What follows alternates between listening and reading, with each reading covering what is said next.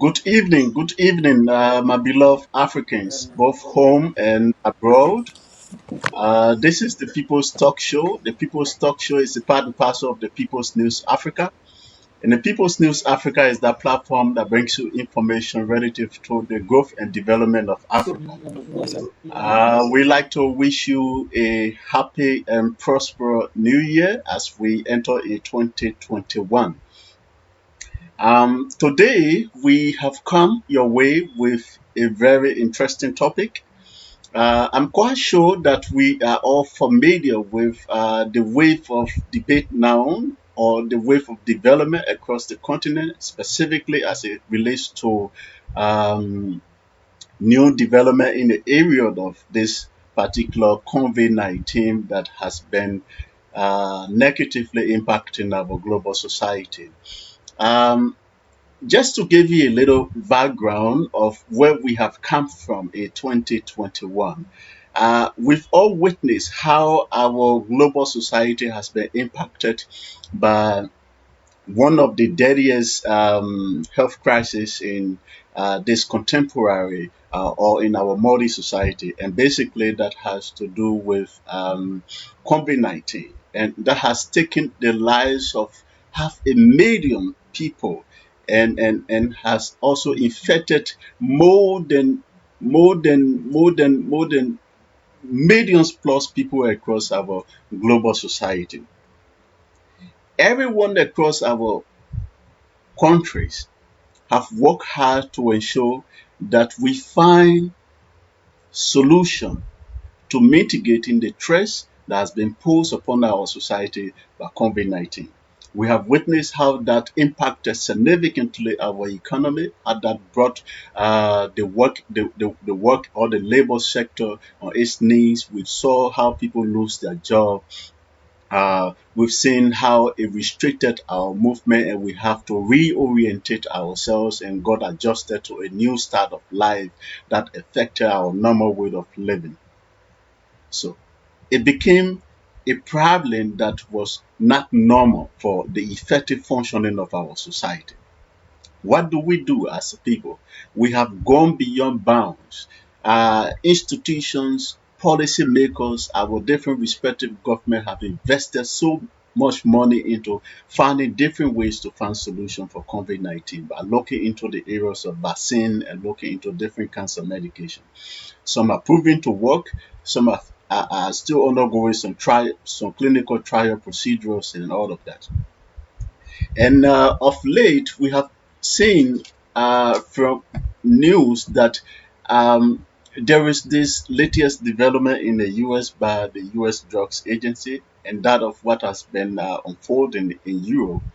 Um, and we have also witnessed how people have started administering drugs, that particular vaccine already in Europe and that of the US or North America to be specific.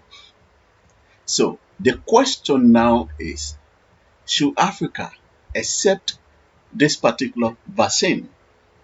In order to be able to discuss this very interesting topic, we have invited in studio today our distinguished colleague who will be sharing the expertise, who will be sharing the opinion, and will be sharing basic information about what has been unfolding so far since the outbreak of COVID-19 and different steps that have been taken by different countries across our society and the role of Africa in trying to mitigate some of the problems that we face today. So my name is D. Kafinas Nentu, and I'm speaking to you from Liberia. Today I'm being joined with Dr. Joseph Sadiq from Nigeria, but is based in the US. Kabbalah from DR Congo and is currently in South Africa and Ghana, but is also based in the US. Gentlemen, I'd like to welcome you to this discussion. And as we proceed strictly into the conversation, each of you, as you give your opening statement, you may have an opportunity to also briefly introduce yourself, especially to those of our listening audience who may be seeing you for the very first time.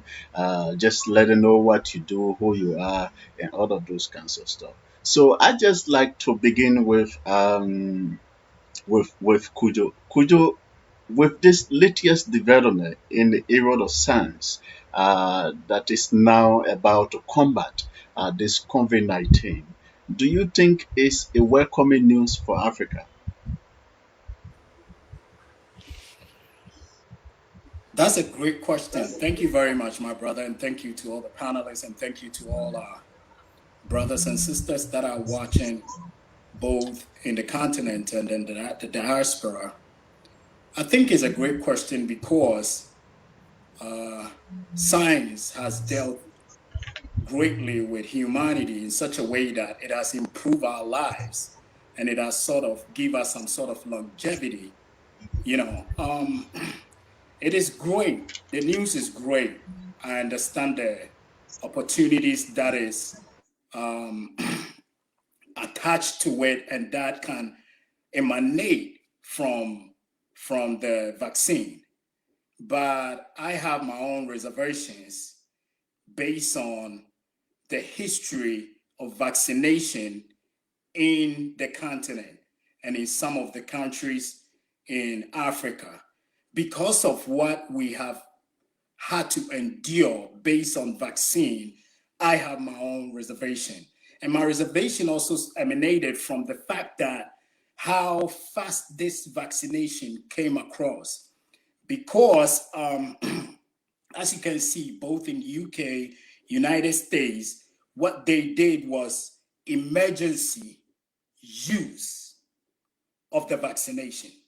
Remember, emergency underlined, emergency use of the vaccination and emergency approval of the vaccination, which means that under normal circumstances, there are certain things that they had to make sure they had to push through faster, and they had to make sure that it will be ready because of what is going on and because of how fast this disease is spreading.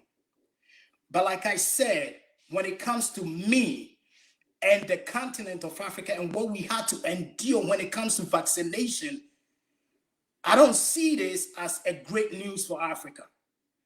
Now, don't get me wrong.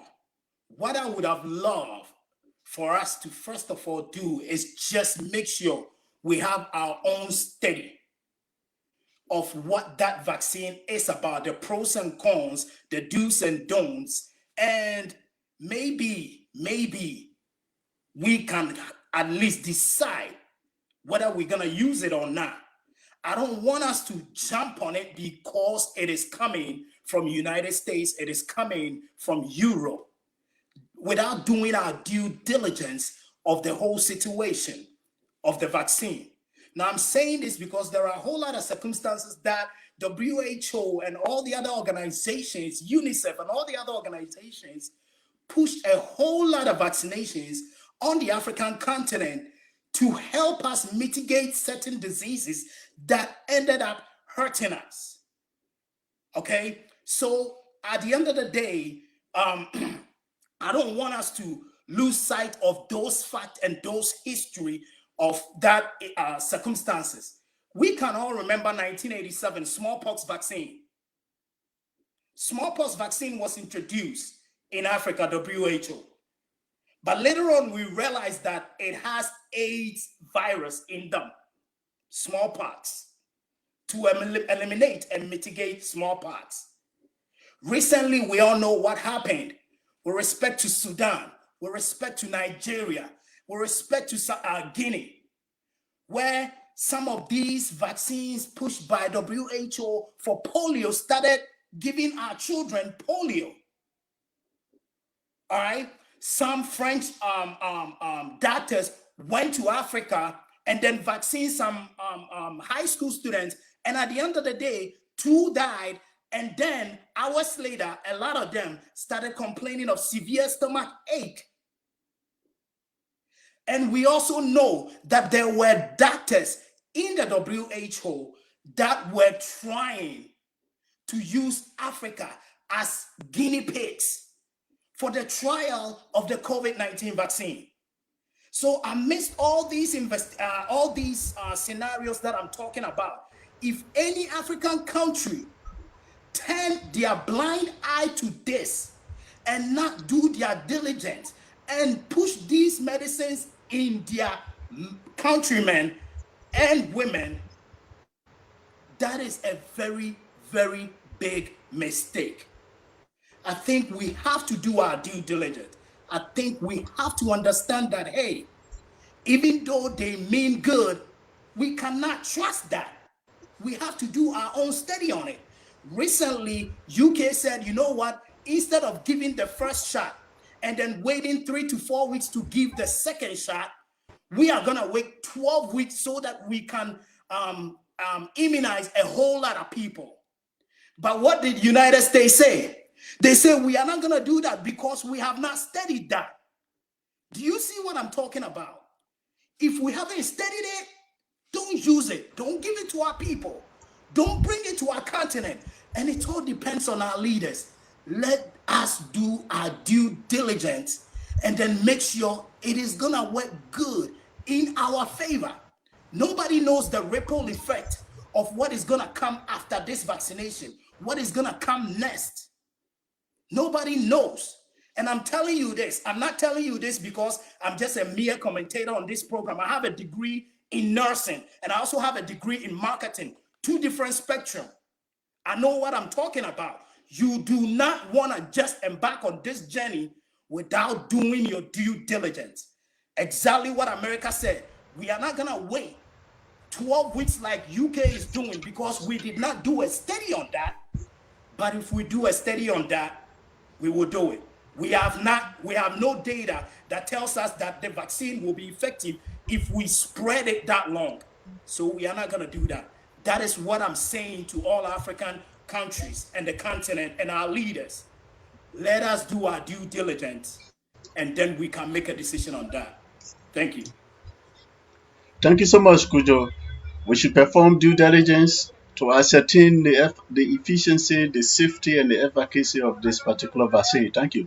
Let me now come to Kabbalah. Kabbalah, as you will recall, far back then in 2020, when COVID-19 was still at its peak, and latest efforts were being employed where people try to come up with different trial procedures, and we heard conversations amongst two French doctors when they proposed or when they were suggesting that the trial first be performed here in Africa because we did not have any masks, we did not have any ventilation, we never had any resuscitation and all those kinds of stuff.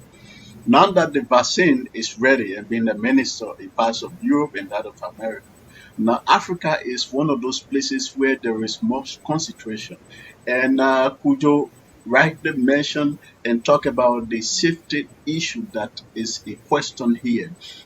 Uh, is it or what level of confidence should Africa have in this particular vaccine, given the level of conspiracy that continue to evolve from this particular disease? And with references that he cited about different vaccines that came back in the days that had greater impact on our people, how sure are we that this is not something that is going to help to harm the African more, reduce our population, infest our people with some kinds of diseases? Because we don't know. We were not part of the formation. We are not part of anything that is leading to the development of this particular vaccine. All we have to do will be to take it. So looking at the safety issue, what level of confidence can Africa build in this particular vaccine? Thank you so much, Mr. Kafina, for the question. And thank you to all our African brothers and sisters around the world and in the mother continent who have joined with us tonight. Well, directly, let me start with the question. What level of confidence should Africa have? None. Simple as that. We shouldn't be having confidence in something that we were not involved when it was designed. Because if I can recall the words of Dr. Luther King Jr., he said, anything that is done for you without your participation is done against you. So here we cannot talk about confidence in something that is done by other people without our involvement, without our implication, and being confident in it because even though because it's being tested in Europe and whatever else that's being tested. Well, it doesn't work like that. If we are really intelligent people who care about ourselves and who care about our future. Well, now, why am I saying that? Simply because we don't have friends as African people. And that is actually the words that I borrowed from the ancestor John Henry Clark. He said, we don't have a friend in this world as African people. Anything that has been done, even though it might look good for us, it was only done in order to facilitate the European superiority or supremacy over us as a people. It was, in other words, it was done in order to facilitate their domination of us. But nothing has ever been done to help us or to improve our conditions. And briefly saying, I would say, we don't have friends in this world. In that saying, what I'm trying to emphasize that African people, we must be rising right now to get involved in any scientific or any kind of research that will guarantee our safety, whether in terms of military speaking or in terms of in terms of health speaking. We must be the people who are, in forefront, because those are the aspects that are very, very vital to any survival of any society. We cannot depend on other people for food. We cannot depend on other people for medication. We cannot also depend on other people for military defense speaking, military speaking to defend ourselves. So let's come back now to the point of the confidence. We cannot have the confidence in vaccine for the fact that they have been tested. Maybe they have been, applied maybe in UK or in America or whatever else. Notice right now, there are a different kind of COVID-19 that is being discovered, starting with South Africa. And today on the news, I heard that scientists in Nigeria have discovered another variant of COVID-19. So in my judgment, it simply means that even though there is COVID-19 somewhere else, but now there are very, very much variants of COVID-19 that will demand that a specific vaccine must be produced for any specific country that is having its own variant of COVID-19. So you cannot expect that the vaccine that is being issued in America will be the same vaccine that will be issued in Africa, even though the one in America is saving people, because the COVID-19 that you have in America, in UK, is not the same COVID-19 that you have in Nigeria, in South Africa, since there are now many, many forms or variants of COVID-19. So this can be done on purpose, simply to let African people believe in mainstream of vaccine as a solution to the COVID-19. But the bottom line will be to reduce the world population, because it's no longer a secret, as we're speaking right now, that the global supremacists,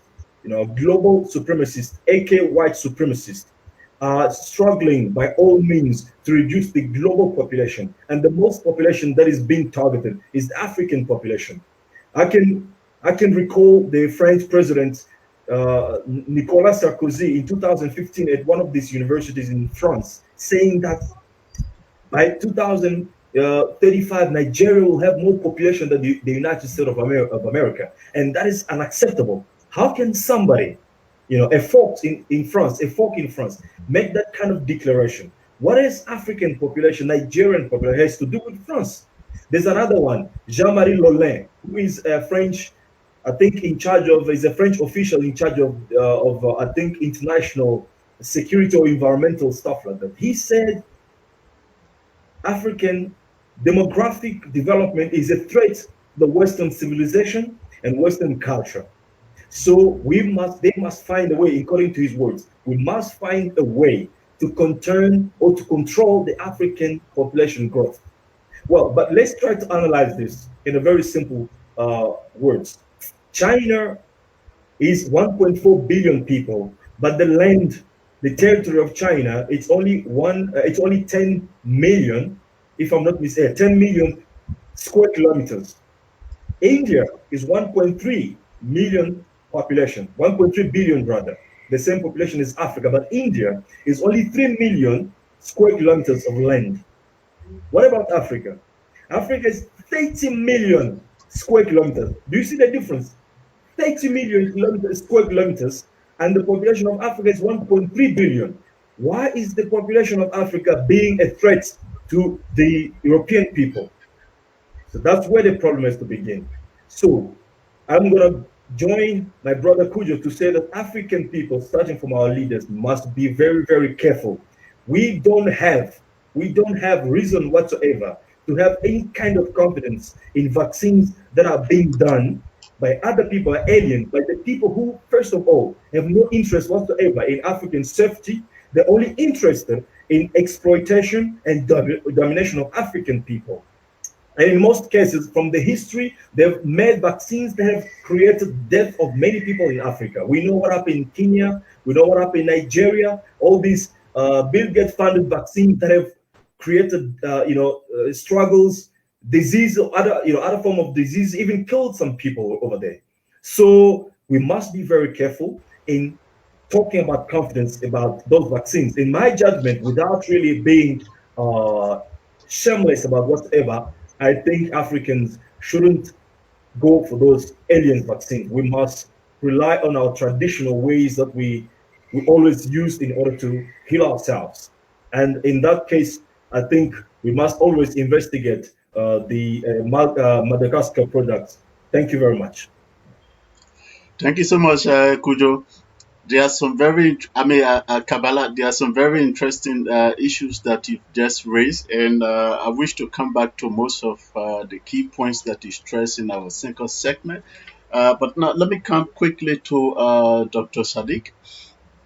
Uh, Dr. Sadiq, there are other political questions that are surrounding this particular vaccine that we are discussing here today. First and foremost is the issue of affordability. In order for Africa to have that particular vaccine, in the absence of aid and some other funding from some other donor, Africa will be able to spend or will be spending around 10 to 12 billions of dollars. So technically, from the way we see operations across the continent of Africa, that is something that we far from receiving, if that must be the case, assuming there is nothing like some kind of donor support or being provided for the people free of charge. Okay, and then the second point is the issue of accessibility, affordability, and availability when it comes across the continent of Africa. Now, so my question to you is do you think Africa can underwrite the cost of this particular vaccine if we must ensure that our people get the right treatment, they got the right attention, COVID-19 is eradicated from the continent of Africa, and if this vaccine should be like the answer to this particular COVID-19 question? Well, good afternoon, ladies and gentlemen, Africans. My name is Joseph Siddiq, and I want to use this opportunity to kind of thank you all for giving me the opportunity to share, in this debate today. Unfortunately, what I've heard today are prayers, and where I came from, when you hear prayer, you say Amen. But one thing that is very sure is the fact that if every form of the strain of the virus comes into display today, comes into Africa today, comes into the world today, the issue is that people will die and they will die in large number. The one thing that I think that we all forget about the fact is that the vaccine we are talking about, the degree of confidence that my colleague has spoken about, can be best answered for who's feeling the pinch and who's feeling the pain. I, as a person in America here, if they're looking for first person to donate himself for that, I will have raised up my hand and said I will take it.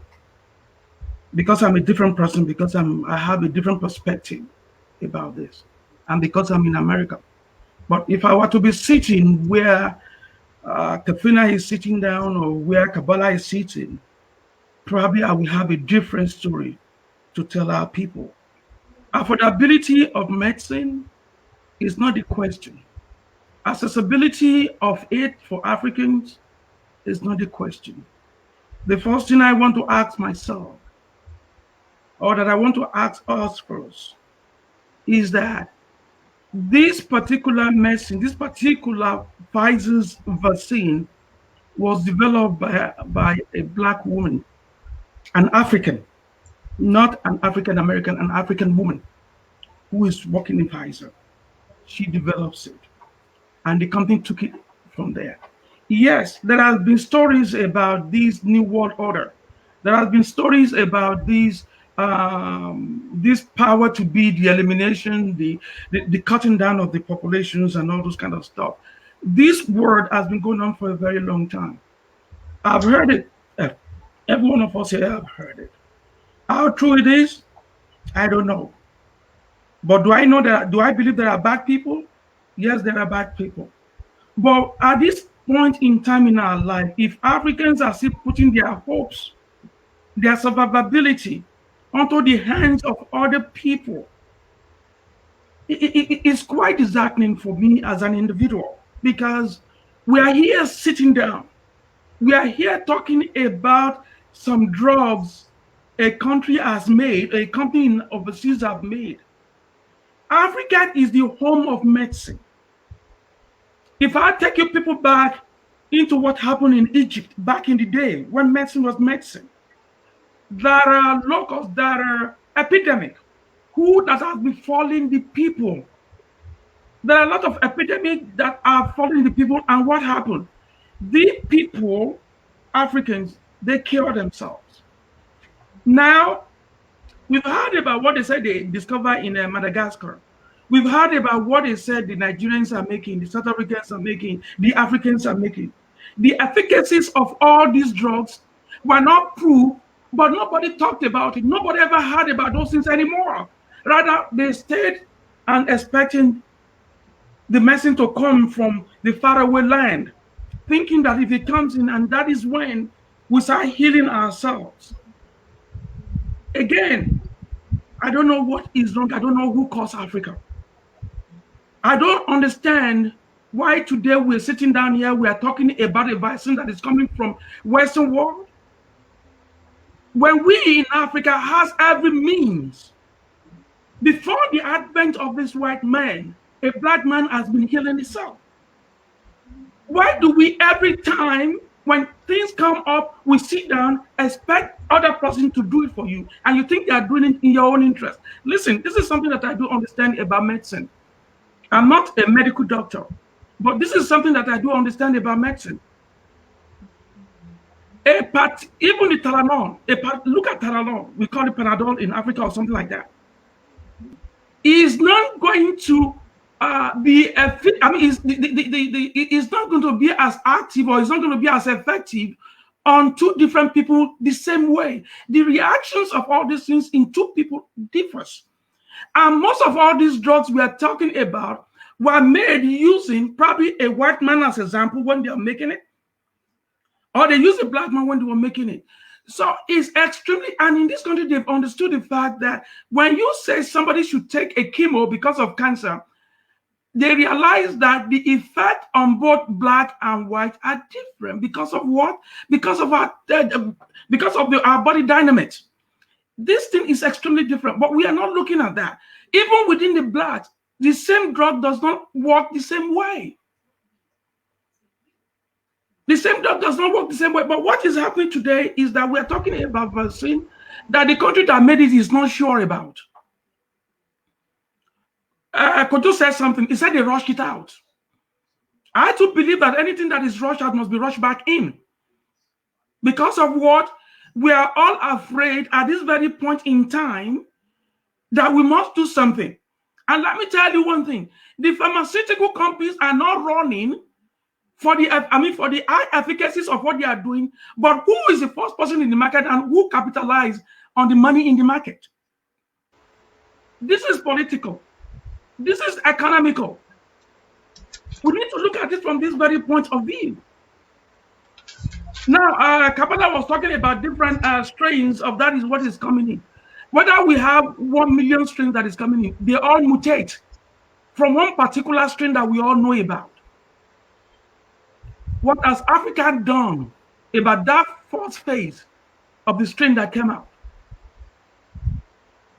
What do we do to protect ourselves against that? Because what we use to protect ourselves against what came out in the first wave might not protect us in the second wave. When new strains, two strains, and different strains come out. So we are going down the drain now. We are still staying on the same spot, waiting for a drug to help us with the first strain that is not even probably is no longer in vogue. Are we reactant people, or we are, or we just respond to things because we want to talk to let people know that we talk? Again, what I've had here this morning is just a prayer. Listen, a prayer without working, a prayer without doing what you ought to do, those prayers will never be heard. We need to get back into our bases.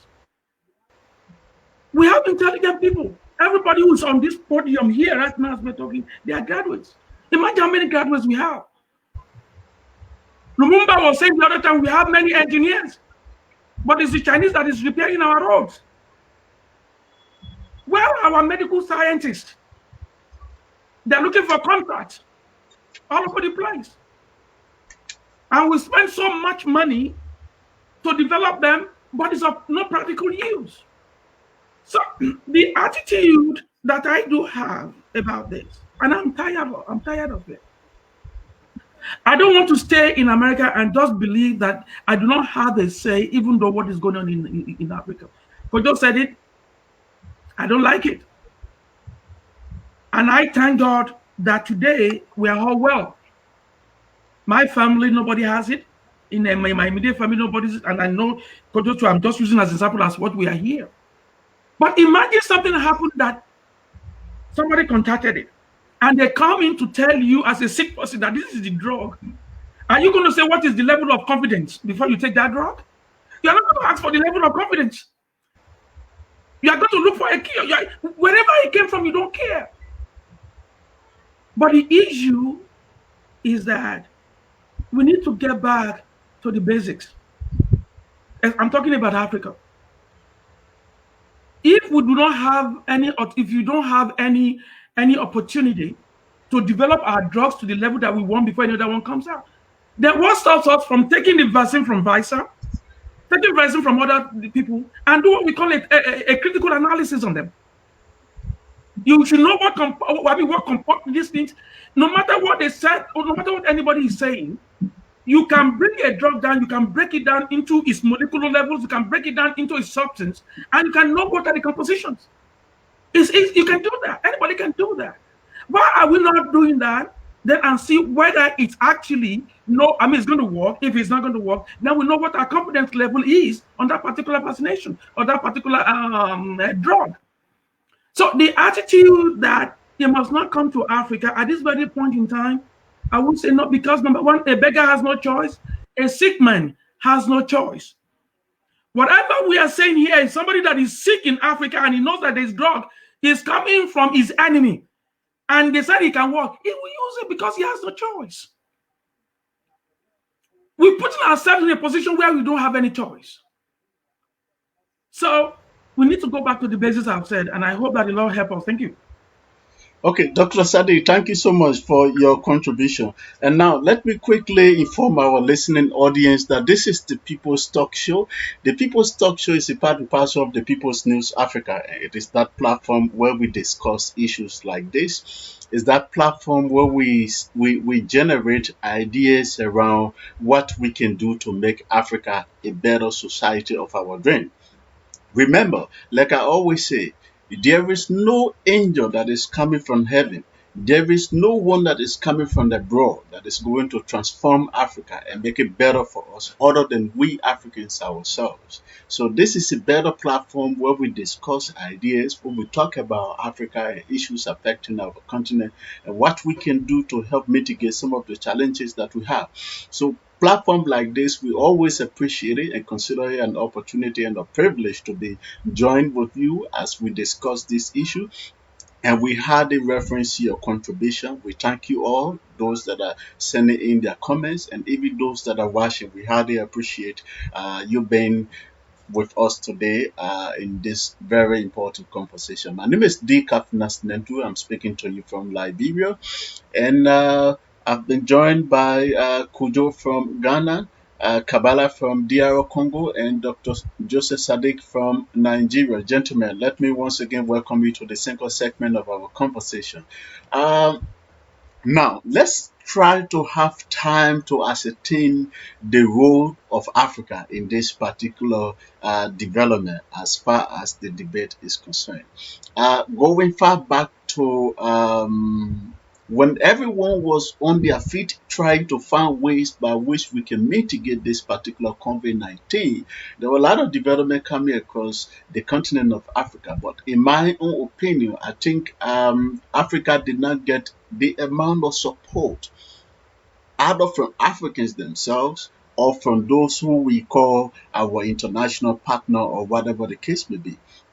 And I'm speaking specifically in reference to the progress that was made by Madagascar when they came up with this particular herbs. Okay, there were a lot of criticism that came on board, basically in terms of the safety and the efficacies of the herb and all those kinds of stuff. We saw the role of WHO. We listened to commentation around the world. We saw even from Africa, the role that our leaders play in all of that. And today we have seen how far this Madagascar has come. Now, we have this one from the US that everyone now is driving to. Okay, so Kwajo, do you think this is a way of discrediting the contribution of Africa, especially within the scientific environment, or it's just a kind of geopolitical politics that is being played in Africa is not too cognizant of the realities? I think it's both. I think you hit the nail on the head. I think it's both because listen, whatsoever is going on in Africa is not something that is not planned. All right, everything that's going on in Africa, all the wars, all the hunger, all the underdevelopment, everything is planned. So when you talk about the Madagascar COVID-19 medication, the moment the president of Madagascar released that, I made a video. If you go on my fan page, you see that, theafricanchild.com, the African Child Media, sorry. You will see that I made a video that very moment and treating all African leaders to get on board on that. Now, what I requested was not to go get the medication and start dispensing and administering the medication to their people, but get the medication and study the potency and the efficacy of the medication. See, paying the price is what most of African leaders do not want to do. We have to be willing to pay the cost and the price. All right. When our brother Sadiq was talking, he was like, if somebody is sick and the medication is coming from the enemy, the person will take it. I am not that kind of a person. If I am sick and my enemy is giving me a medication, I am not going to take that. Let's make that clear. Unless I do not know that the person is my enemy, I am not that stupid to take a medication that I know is from my enemy, that do not want anything good about me. Why would I do that? And it's not like it's the first time. There are so many instances that you and I can attest that we have seen things that we thought was going to be helpful to us, but it wasn't.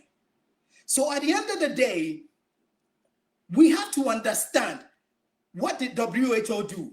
The moment Madagascar president came out with that medication, WHO released a press saying that its efficacy is not something that they know of, and that medication and the herb that they use it's a herb for malaria, and they don't know how it is gonna be working against what? Against the COVID-19, and discredited it. And so, because of that, a lot of countries in Africa said, oh, okay, WHO is saying that, then we are not even patronizing. Let me tell you, there are only few countries in Africa that the leaders bought a plane, went to Madagascar, and what? And took the medication back to their country to research on it. What I was trying to say at that time was, if this is from Africa, let's deal with it. Let's take it and help ourselves by studying it. And if it works, please use it.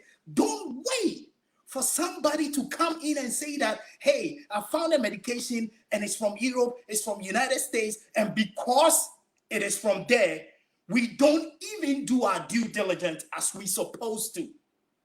We don't even try to study how it is gonna relate to us, because as Black people, we are different. Okay, as Black people, our genomic sequence is different, our genotype is different. No wonder our phenotype is different. So at the end of the day, if we don't study it as to how it will benefit us, and if there is any chain reaction that will come after that, then we are going to lose at the end of the day. Okay, look at this MMR vaccination in this country. When this vaccination is given to both Black and whites for MMR, right?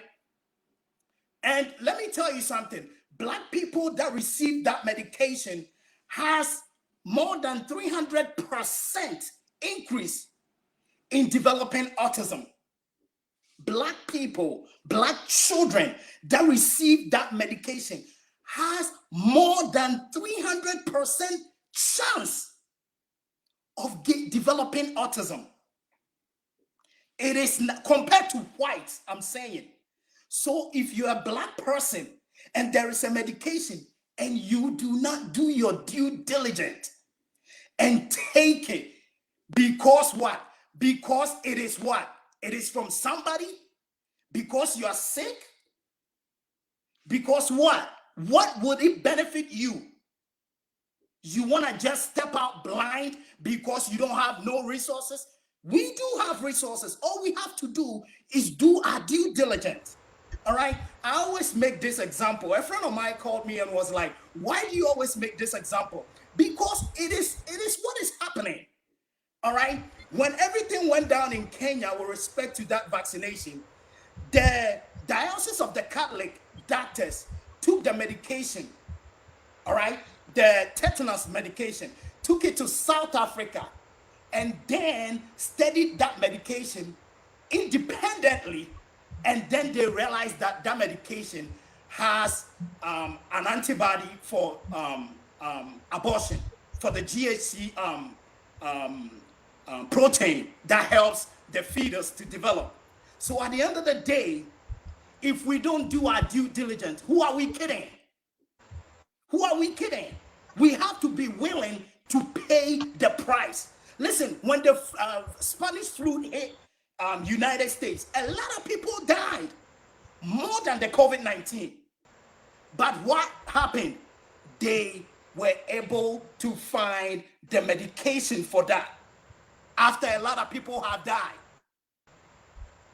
Because we do not know where these things are coming from. And these things mutate all the time.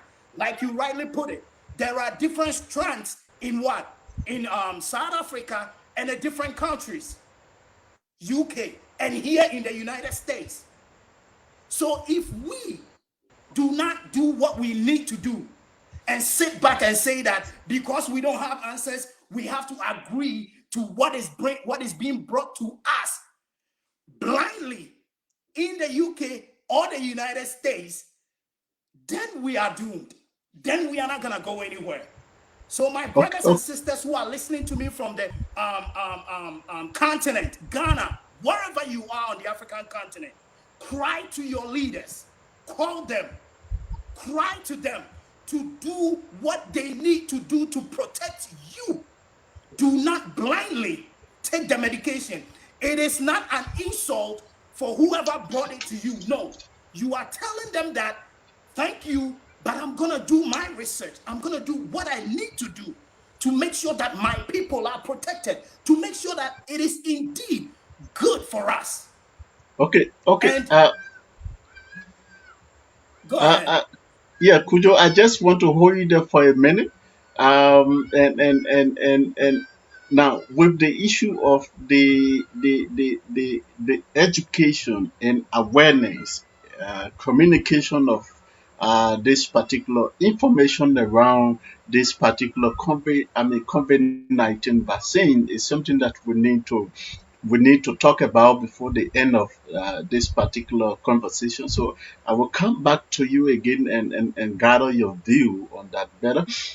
But let me take Kabbalah quickly. Kabbalah, it is not disputed that Africa has wealth of expertise. Okay, we have brilliant people, we have scientists, we have we have educated people that when we harness their efforts, we can make this society, or we can make our African continent a better society. And I'm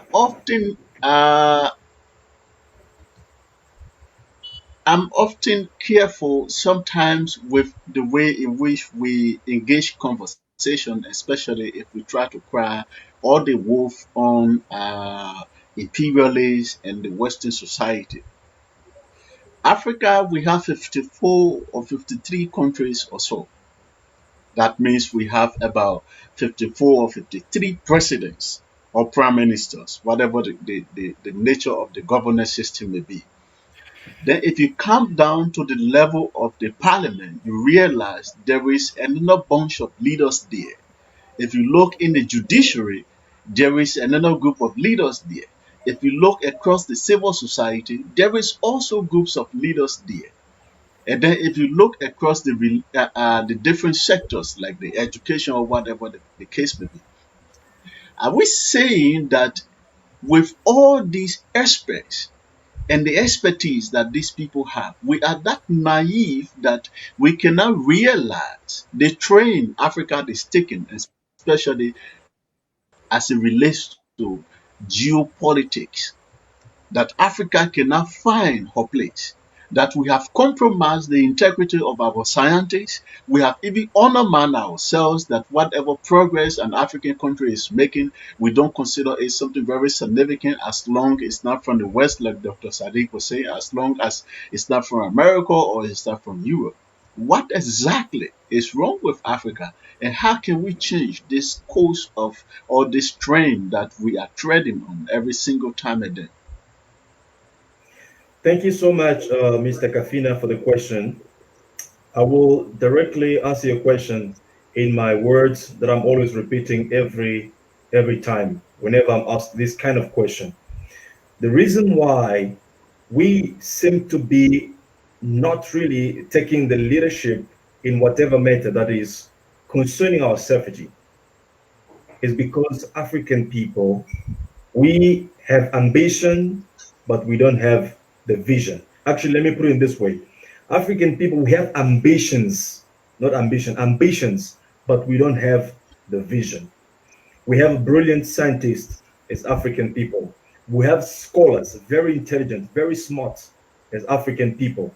We have people, mathematicians as African people. We have economists as African people. All these people, when you see them working, for example, for NASA, you see them succeeding. For example, we know this little girl from Congo, DR Congo. She has manufactured a very wonderful machine in NASA in America.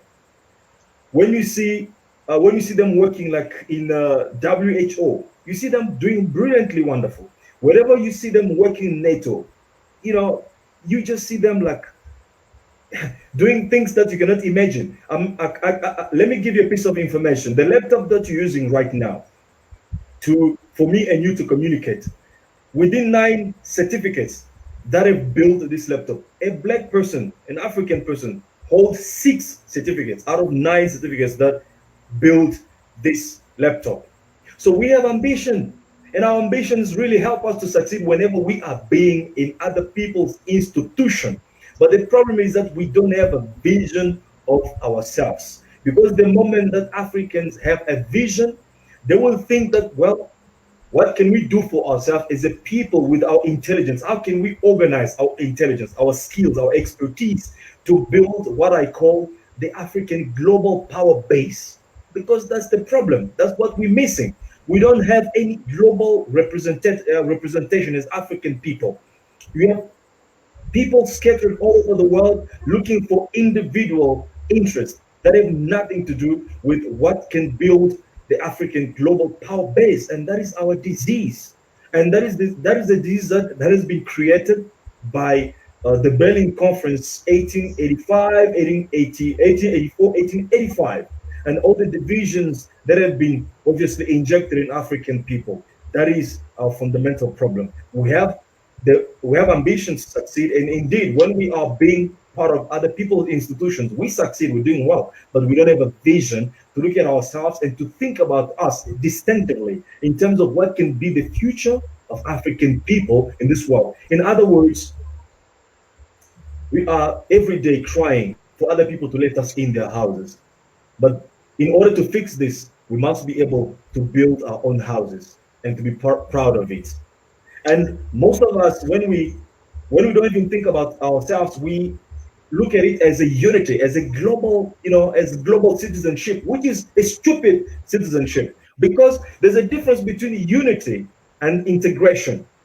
Unity is when you have some amount of power and you come together with another person who has some amount of power. You join this power together and you build something that reflects all of you as you have joined your powers. But integration in mathematics is when you have no power or small power, you get integrated in an entity that has more power than you, and what you do there, you get absorbed by that entity, and you contribute to the success of that entity. But when you join in unity with equal forces, you build something that promotes all of you. So African people like to be part of other people's institutions, like the idea of unity and integration, without understanding what damage that integration does to us, because it absorbs our culture, it absorbs our tradition, it absorbs even our mindset as African people, and make us people that are being alienated and being anti-African, in a way to say.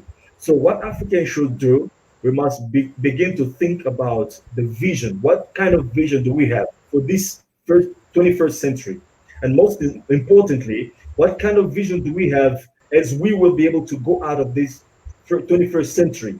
And if we don't have a vision, we are prone to any kind of destruction, any kind of damage that other people have against us. Because even though we don't have a vision, other people have a vision for us. The vision is to destroy African people, to exploit us, and to take everything that we have. That's clear. I mean, there's no dispute about it. So the problem is we don't have vision, despite that we have ambition to succeed. So we must begin by building the vision. And the number one element in the vision that Africa should build is the African global power base, because the power is the essence of life. Without the power, you cannot manage yourself. Without the power, you cannot heal yourself. Without the power, you cannot even have proper scientific research for your problem. Without the power, you cannot feed yourself. Without the power, you cannot secure yourself. So Africans should begin by thinking about African, or building or constructing the African global power base as a vision. And if we have that vision, we'll be able to implement or to build institutions for research, medical research and whatsoever, that can help us, that in times of pandemic like this one, we don't have to look from the west or from the east. We're looking from our own people, and then we give them the resources that they need, and they provide the cures for this disease. Because as we're speaking now, as we are witnessing that there are a lot of trends of this disease coming up, are you going to expect that American will build a disease for you because the COVID-19 they have there is different from yours? So are you going to be expecting from them? So this is the time that we must come back to our knowledge and begin to think critically. And if we don't do that, if we don't come up with a vision, we might be unable to get out of the 21st century. Thank you so much. Thank you, Kabbalah. That's very interesting. But now, Dr. Sadiq,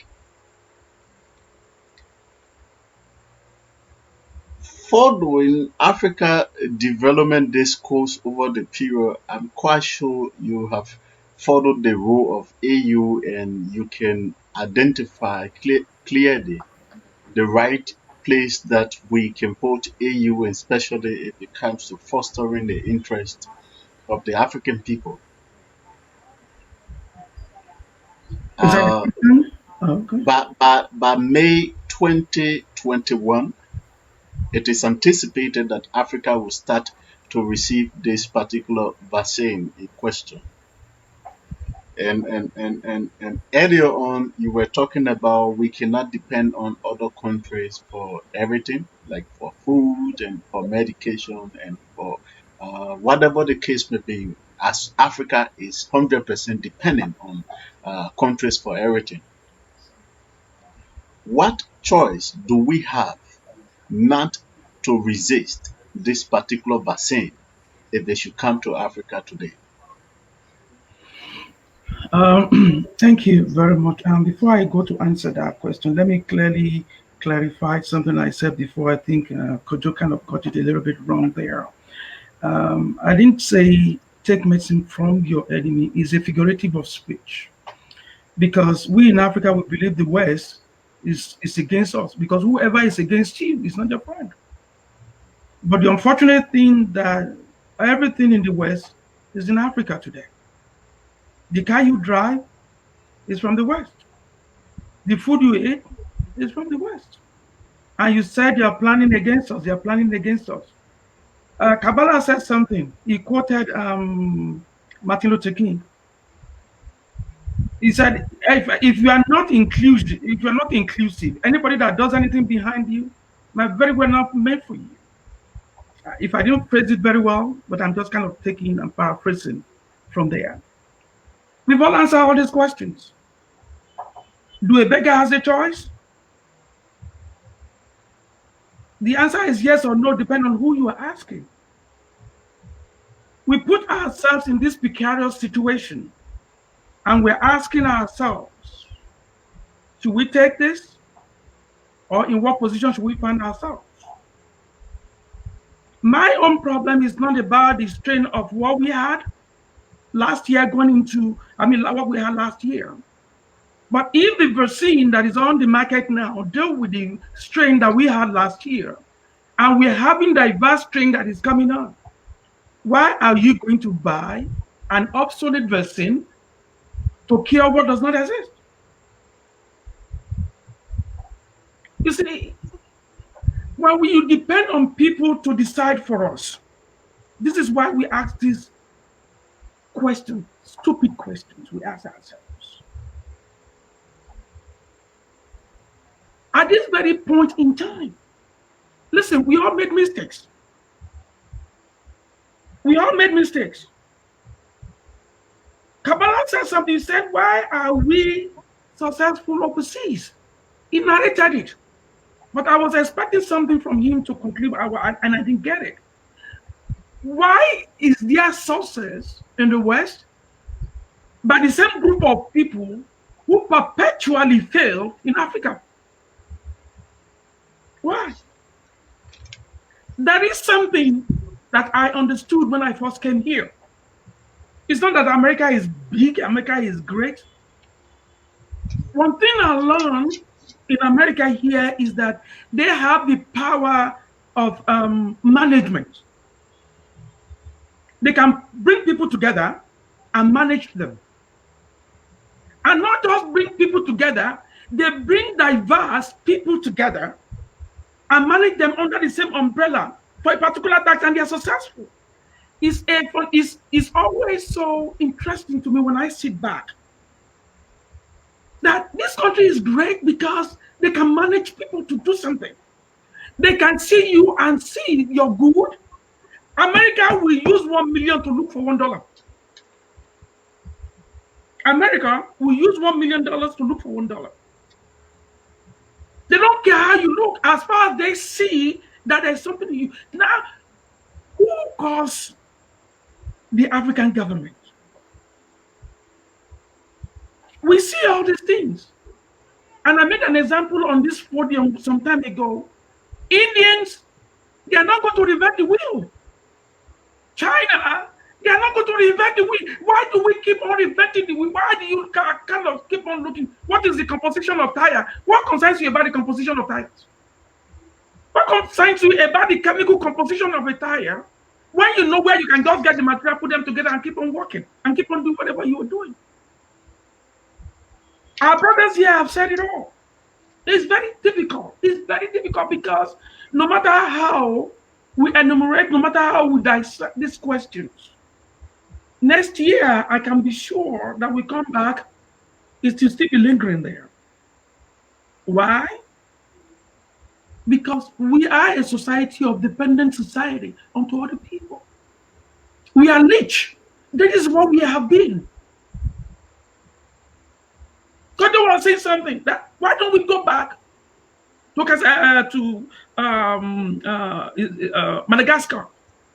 Why don't we look at the drug and used to develop it? Gentlemen, who stopped us? Who stops us for developing that vaccine? The one that was made in Ghana, the one that was made in Nigeria, the one that was made in South Africa. Who stopped them? Do you know who stopped them? We stop ourselves. The South, the West did not stop us. Now somebody said something here. It said African leaders, they went to Madagascar to take the drug and go back to their house, to their home to go and develop. That is stupidity. Why can't the Africans come together in Madagascar there and put hands together? Why are you taking, somebody has done something, you are taking, you don't know the genesis, you are taking it home to go. Where is the collaboration? Until we discover the power of collaboration, that is where our power is.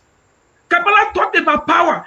Our best power is in our collaboration, our understanding of our limitations and our strength. We don't do that.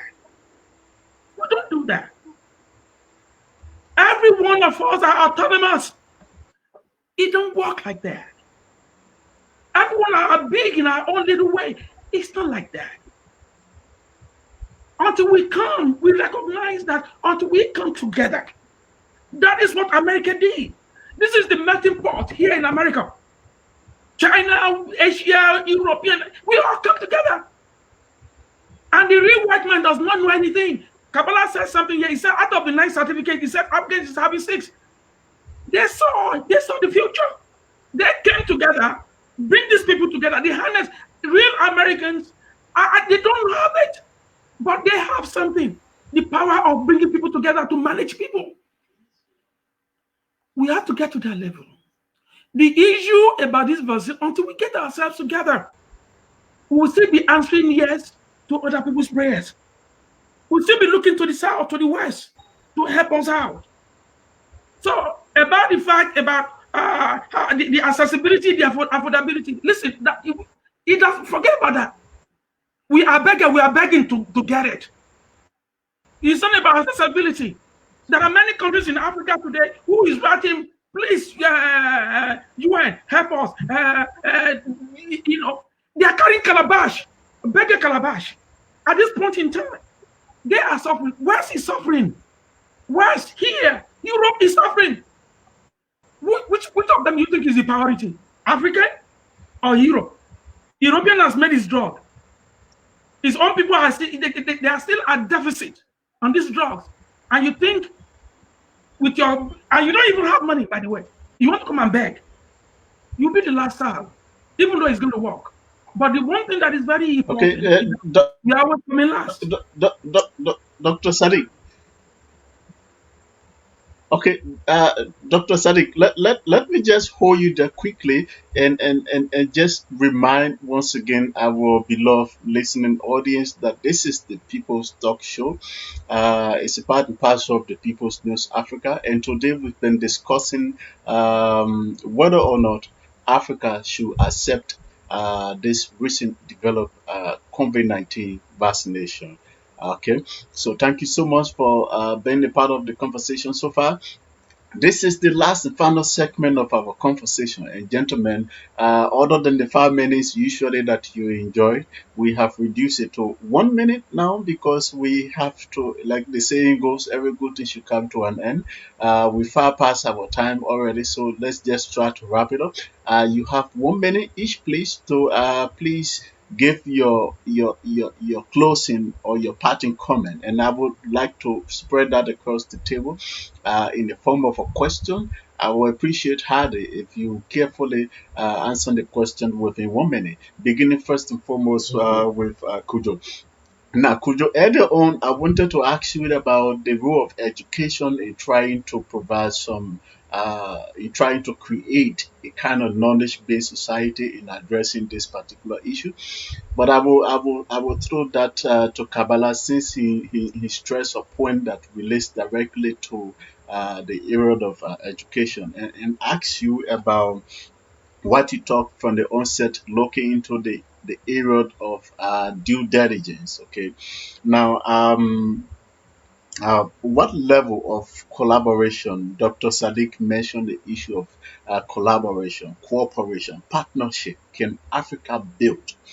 Because it's high time that we look from within and stop this kind of pretentious form of governance that we always run around this place. We want to go abroad for everything. We have development meeting concerning Africa in Asian countries, but yet we say the development concerning Africa. We have Africa Economic Summit in Europe, but we say the Economic Summit is concerning Africa. Everything is done outside of Africa. And we forget about the fact that what we are discussing has to do with Africa. So if we can channel the discussion from here, Africa is going to pay a lot because you'll be harnessing different views. A lot of Africans will be involved into the decision making processes. People will participate in what concerns them. So how do we foster collaboration? You talk about the issue of EFA cases of this Madagascar something. It's something that we can still do, okay? But we cannot have this due diligence if we cannot collaborate. Okay, Dr. Sadi talked about investing all of the resources. We can invest our resources that every country having, and we want to reinvent, we want to create new information about this vaccine. It's something that has proven to be something that we can work around and make it better is already available. So how do we build this collaboration? Just in 1 minute, please. Well, I think it's something that is very, very necessary, and I think it is the pivot that Africa needs right now. That we come together and then, analyze our resources and make sure out of that we develop and help that it benefits all of us. When that Madagascar medication came out, I was very happy. I was very, very happy. And the fact that the president, out of his presidential authority and power, threw his weight behind that, I was very happy about it. And I thought that for the first time, a pandemic that is coming and affecting the whole world, the medication was going to come from Africa. And I was very proud of it. That was my thinking. And I But but but thought I but was but, right but too well. Kujo, sorry that I have to interrupt you. But we also notice how vigorous he was about this particular discovery. Not until he met the representative from WHO, and we just saw how everything went down. So what happened behind the screen, nobody knows about.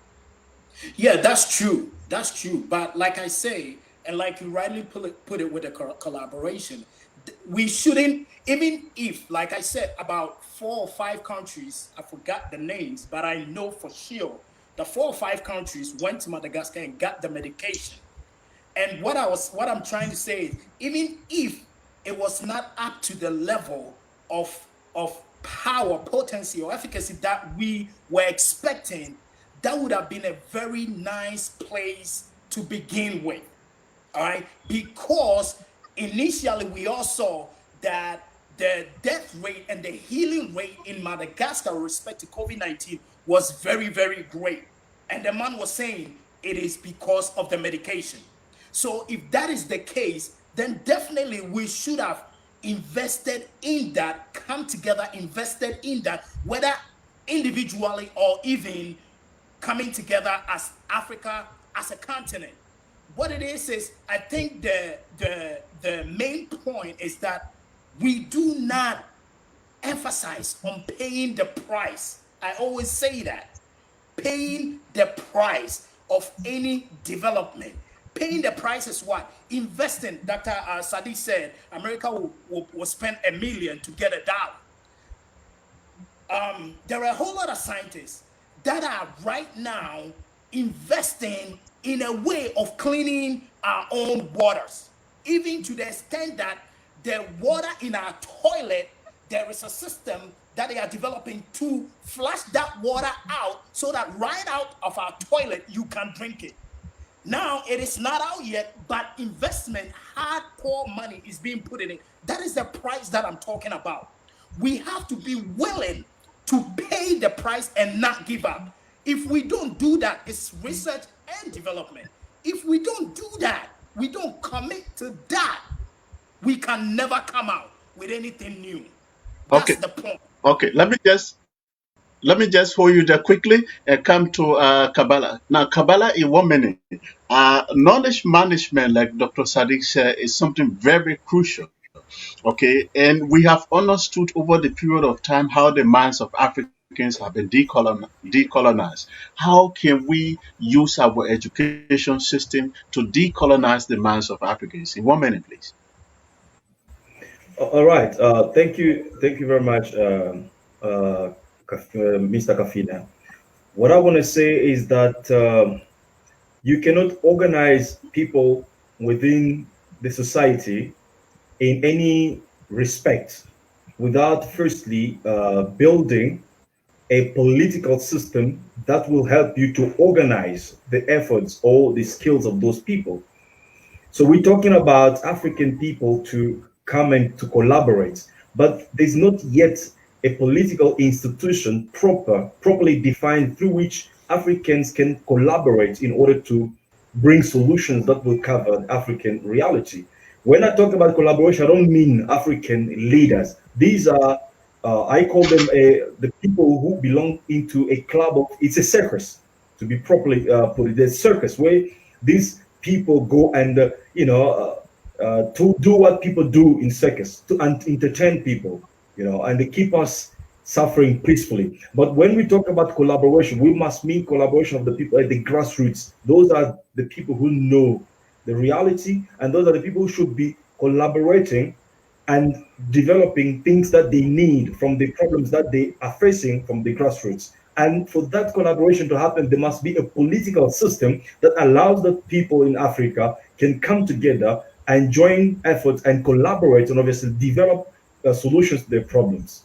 So that is what I can say. So in particular, to the question of decolonizing the minds of African people, we must remember this is something that people take for granted. We must remember how people were colonized. For example, we were being beaten to speak French and English. If you were caught speaking African language, you were going to be punished. That's how we were indoctrinated in Eurocentric views. So you do not just come and then decolonize African by speaking. You must be hushed somewhere somehow in order to remove the filth in our hands, in our minds, and put new lessons. If we don't do that, we must then focus on young children, because as the provisional president of United States of Africa, His Excellency Marcus Mosaigavi said, it's easy to raise strong children than to change the broken man. Thank you very much. Thank you. Dr. Sadiq, I would like to post this particular comment to you so that you take time to address it in your closing statement. And this is from the People's News Africa. The person said, Dear Dr. Sadiq, you must know that to develop, you must know your problems and needs and looking into your environment to find solutions. Development is not about looking at what others have done, it is an inward action. If you may want to take the next 1 minute to address that as you close. Yeah, the comment here was wrongly phrase from me and where I think the individual was coming from when I talk about you cannot don't reinvent the wheel. I think that is we look at develop we I accept the fact that we must know what our issues are. And what we're talking about, what I use that word for, is just to generalize things the way they are. There is no need in reinventing the wheel. A car has already been built. We know the technologies of the car. We know the technologies of the engine. Why are you asking that? Why? I mean, why are you looking for the chemical or the composite, the composite of an engine? When I say the composite of the body of an engine, that is what they use in building the engine. You can use steel, you use aluminum. Why are we particular on that?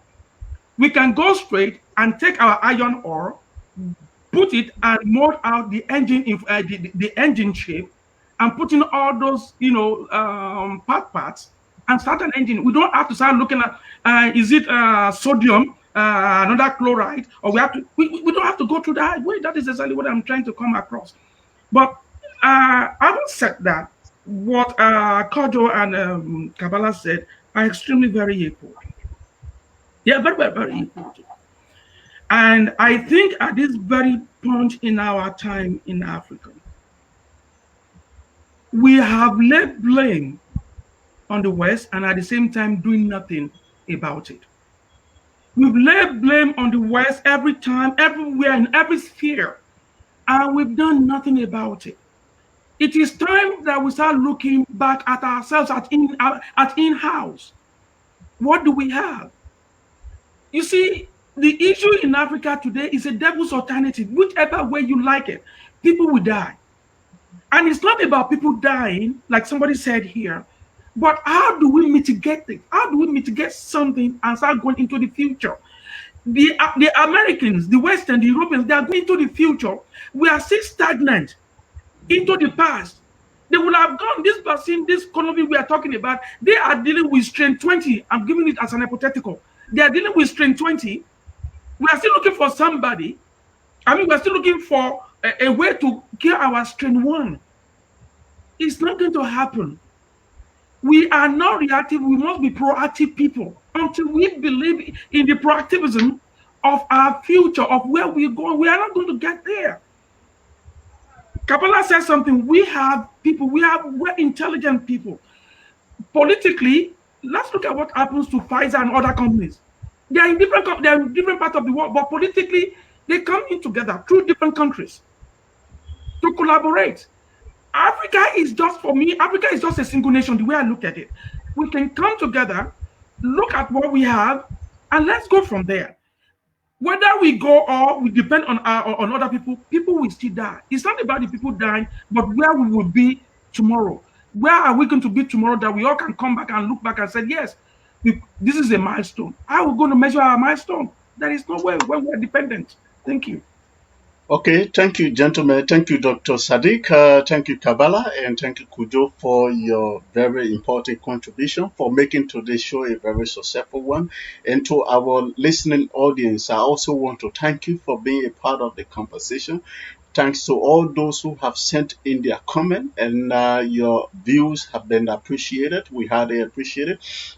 Uh, we are grateful. This has been the production of the People's Talk Show. People's Talk Show is a part and parcel of the People's News Africa. And of course, you know, that is the platform that brings you information relative to the growth and development of Africa. It is that platform where we discuss Africa's politics, where we discuss the economy, where we discuss social issues, where we discuss our culture and our inheritance. It's that platform where we solicit your views and what you think we can do to make this society a very great one.